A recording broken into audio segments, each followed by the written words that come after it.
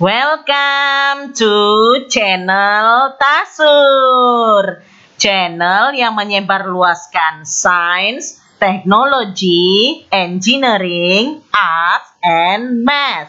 Yang belum, you subscribe dan tekan tombol lonceng ya.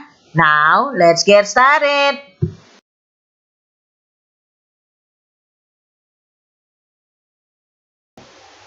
Internet adalah jaringan komputer internasional yang menghubungkan antar jaringan dan komputer yang memungkinkan orang untuk berbagi informasi dan berkomunikasi di seluruh dunia.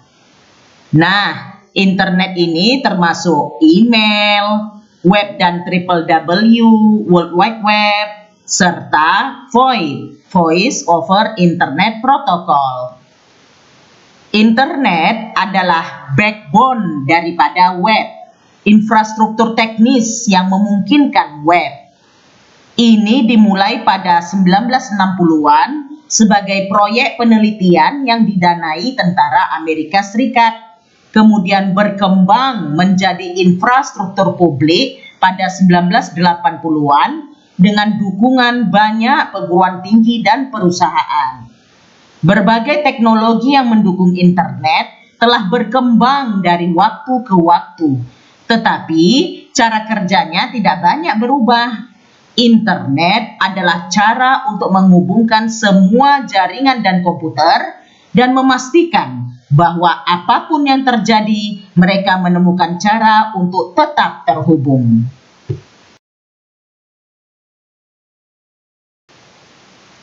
Internet memunculkan istilah netizen yang menggambarkan bahwa selain citizen sebagai warga dalam dunia nyata, juga ada banyak kelompok warga yang hidup dalam dunia internet. Nah, karena dunia internet itu anonim, banyak netizen tidak menunjukkan identitas asli dalam berinteraksi. Hal ini membuat di antara mereka tidak saling mengenal dalam arti kata yang sesungguhnya. Adanya internet juga mengharuskan adanya aturan-aturan atau etika beraktivitas di dalamnya. Disinilah muncul istilah netiquette atau etika berinternet.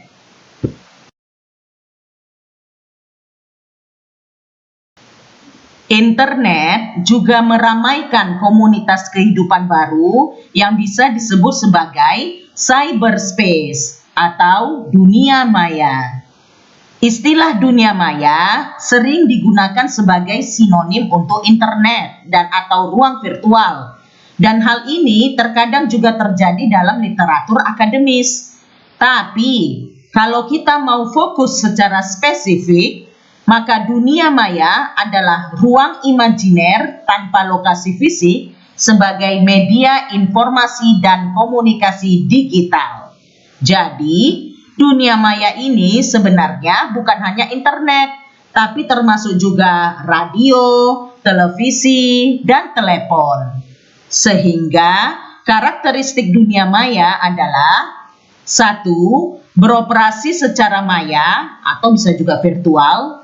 2. Selalu berubah dengan cepat. 3. Tidak mengenal batas-batas teritorial. 4. Orang-orang yang hidup dalam siber atau dunia maya dapat melaksanakan aktivitas tanpa menunjukkan identitas. Dan 5. Informasi di dalamnya bersifat publik.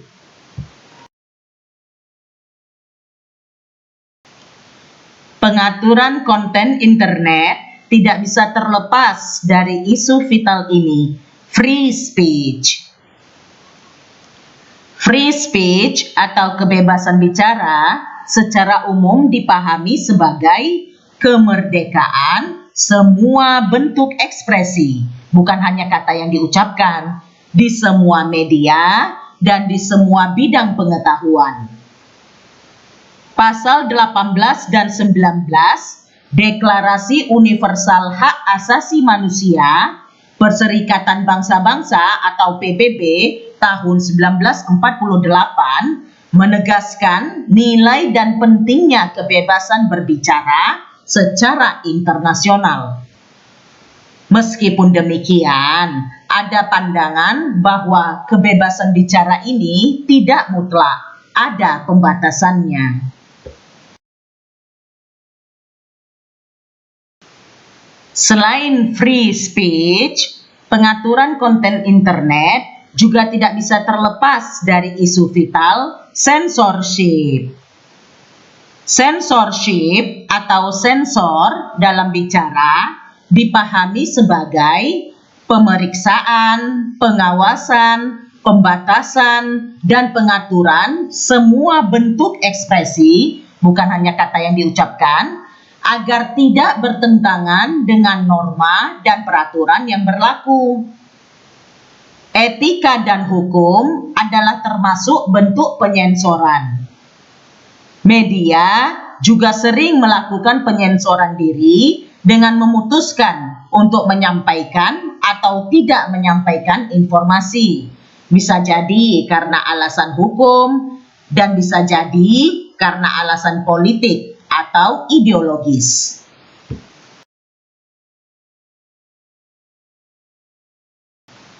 Aspek-aspek internet penghambat censorship. 1. Many-to-many communication. Tidak seperti media penyiaran tradisional one-to-many, internet mendukung komunikasi many-to-many atau banyak ke banyak.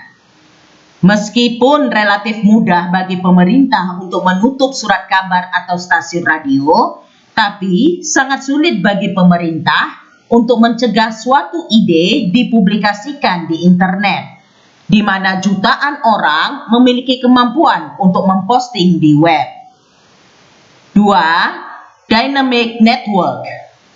Internet bersifat dinamis. Minimal jutaan komputer baru dalam keadaan terhubung ke internet setiap tahun. 3. Scale and size. Internet sangat besar.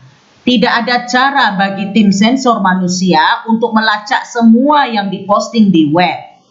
Sementara alat otomatis yang tersedia bisa saja salah.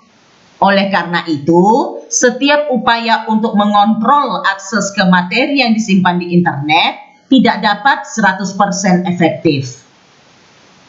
4. Global. Internet bersifat global, sedangkan pemerintah nasional memiliki kewenangan terbatas untuk membatasi kegiatan yang terjadi di luar pembatasan mereka. 5. Users of all ages. Sulit membedakan antara anak-anak dan orang dewasa di internet. Misalnya, sulit bagi situs web dewasa untuk memverifikasi usia seseorang yang mencoba memasuki situs mereka. Pada masa awal web, anak-anak kecil tidak mungkin menemukan pornografi secara tidak sengaja. Nah, mesin pencari dan browser web mengubah itu.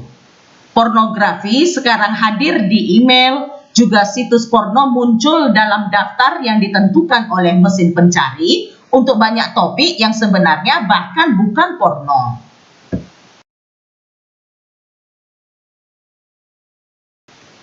Beberapa alasan pentingnya netiquette. 1. Pengguna berasal dari berbagai bangsa negara dengan adat, budaya, dan bahasa yang berbeda-beda. 2. Pengguna termasuk penghuni dunia maya, bisa hidup dalam anonim tanpa identitas sebenarnya. 3. Tiap pengguna memiliki background dan karakter yang beragam. Bisa baik, bisa buruk, macam-macam lah.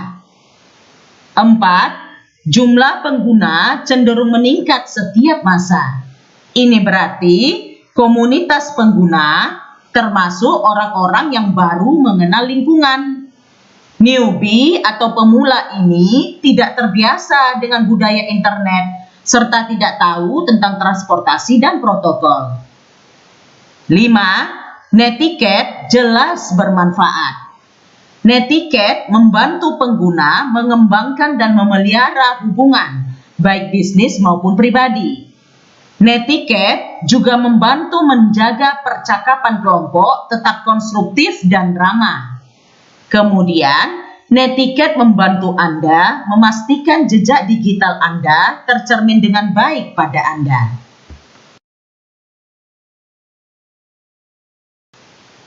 RFC yang dikembangkan oleh IETF ialah salah satu panduan netiquette atau Netiquette Guidelines yang terkenal di dunia. Panduan netiquette RFC menawarkan serangkaian perilaku minimal untuk masuk ke dalam budaya internet dengan cepat. Panduan netiquette RFC telah mengatur 3 bagian, yakni komunikasi 1 lawan 1 atau one-to-one communication yang mencakup surat dan pembicaraan. Komunikasi 1 ke banyak atau one-to-many communication yang mencakup milis dan net news. Serta layanan informasi atau information service yang meliputi FTP, www, Voice, Gopher, MUD, dan MOO.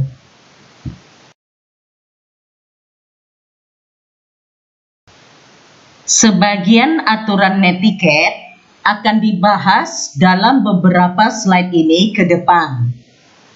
Pertama, kita semua manusia, bahkan saat dalam internet sekalipun.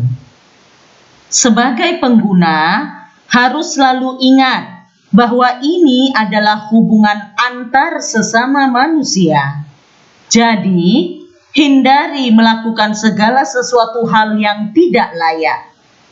Hindari mengirim pesan, email, postingan, komentar yang bernada menyerang, memancing kerusuhan, dan tidak membangun.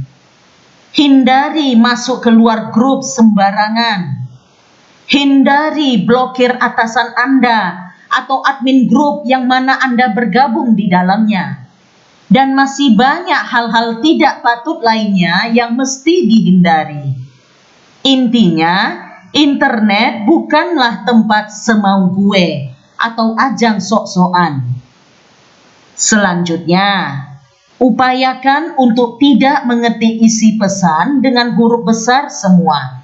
Meskipun hanya pesan singkat, balasan ke suatu posting di forum, apalagi dalam sebuah email. Karena menulis pesan pakai huruf besar semua, sama artinya Anda sedang berteriak. Kecuali ternyata bukan itu yang Anda maksudkan. Jika Anda tidak bermaksud seperti itu, katakan dengan jelas ke orang bahwa Anda sedang tidak berteriak. Selanjutnya, cegahlah diri dan orang lain dari spamming atau junking atau mengirim sesuatu pada banyak orang yang tidak memintanya, flaming atau mengirimkan sesuatu yang memanas-manasi orang lain, trolling atau mengirimkan sesuatu yang keliru, sensitif, atau bisa juga keluar topik pembicaraan, dan memberikan informasi yang tidak dapat dipertanggungjawabkan atau hoax.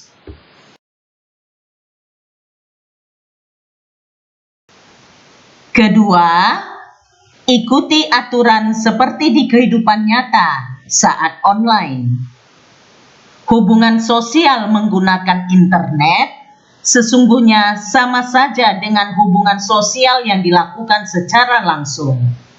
Jadi, dalam menggunakan internet, peraturan dan etika sehari-hari dalam dunia nyata tetaplah berlaku dan dijalankan.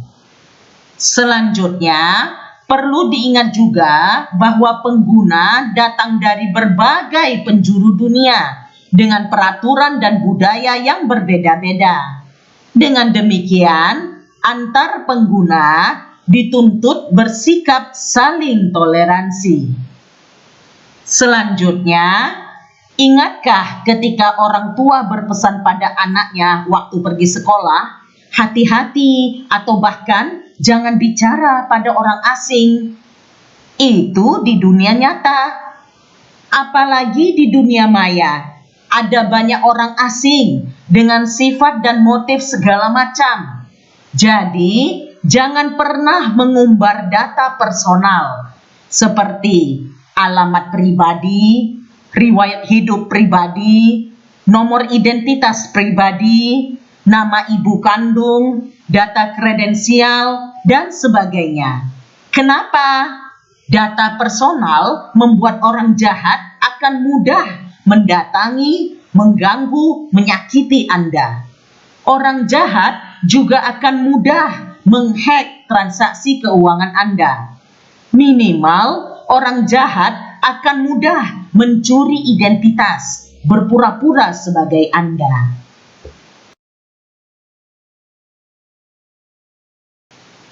Ketiga, ingatlah tempat di mana berada saat online.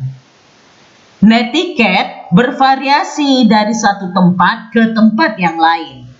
Setiap grup juga punya aturan masing-masing bagi anggotanya.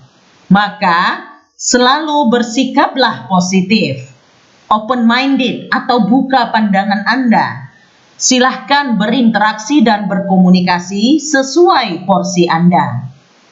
Selanjutnya, jika Anda berada di suatu wilayah topik pembicaraan pada forum atau chatting, jangan buru-buru langsung kirim komentar.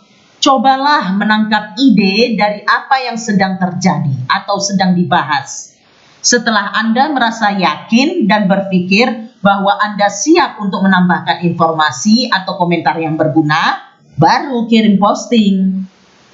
Selanjutnya, jika ada yang perlu Anda tanyakan atau komentari tapi tidak penting diketahui orang lain, gunakan jalur pribadi, japri, atau PM, private message, atau inbox atau email pribadi daripada mengumbarnya ke forum atau publik.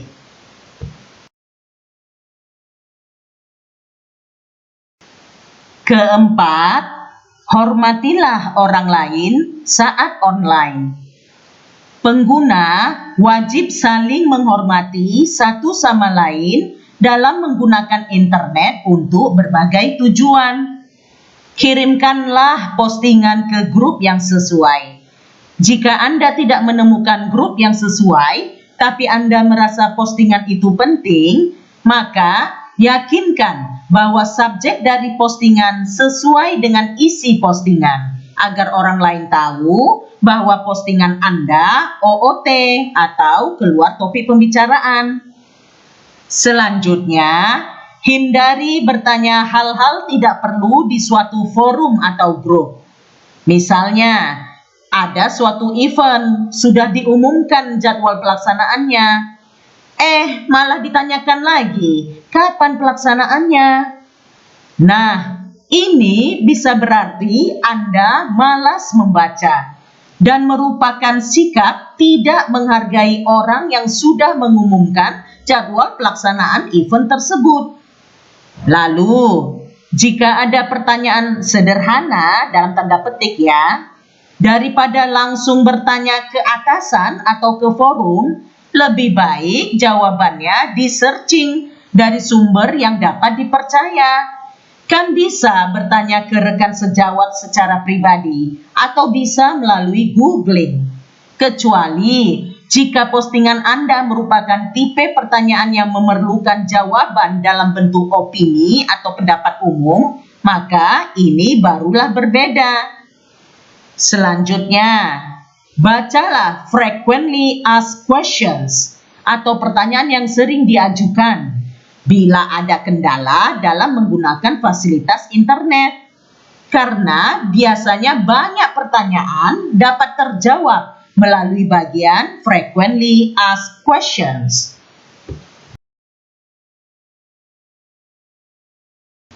Sekarang kerjakan evaluasi ini ya. Submit di e-learning STMIC Logika. Kalau ada pertanyaan atau mau berdiskusi, silakan komen di video ini.